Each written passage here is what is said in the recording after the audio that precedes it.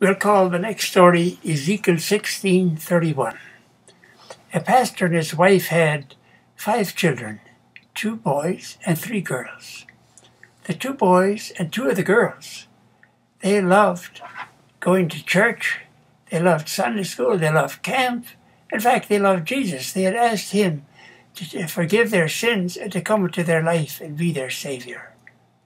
But that oldest girl, she had gotten into the bad company of some bad girls and boys, and she just wouldn't listen to anything that her father and mother said. She says, I can do as I like. Nobody is going to tell me what to do. I can do as I like. And so it was very hard for the father, especially, who was a preacher, because people just didn't think he should preach if his children were themselves walking in the way of God. But you know, one night, 2 o'clock at night, the oldest girl was lying in bed, and she heard a voice saying, get up and read Ezekiel 16:43. She figured, what's that? Who's talking to me? A little while later, she heard the voice again. Rise and read Ezekiel 16:43. It sounded scary. She pulled the covers over her head. And again, for the 3rd time, that voice came with much authority.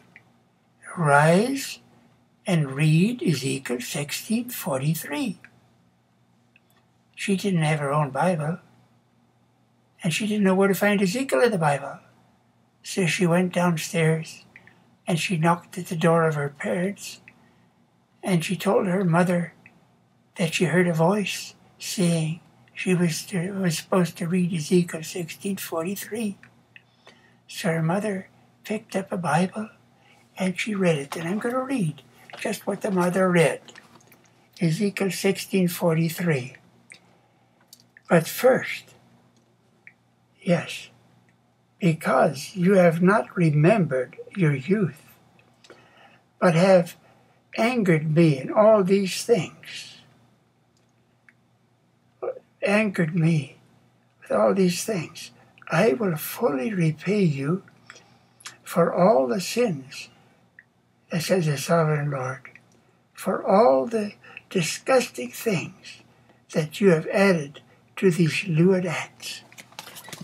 You know, her mother read that verse to her, and as soon as she finished reading that verse, that girl fell down and was dead.